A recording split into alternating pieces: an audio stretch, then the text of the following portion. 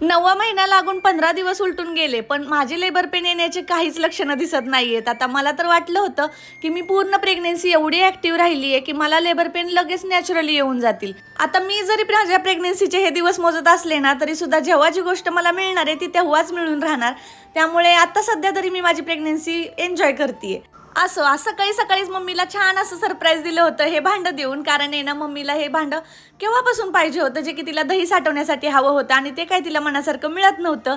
त्यामुळे ती खूपच जास्त खुश झाली होती. म्हटलं एक दिवस तरी आता ह्याला पाण्यामध्ये भिजत घालूया, म्हणजे ते उद्यापासून यूज करायला मोकळं. त्यानंतर म्हटलं चला आता घरातली कामं आवरून घेऊया. आता माहेरी जरी असले ना, तरी सुद्धा मी घरातली अजून सुद्धा सगळी कामं करते.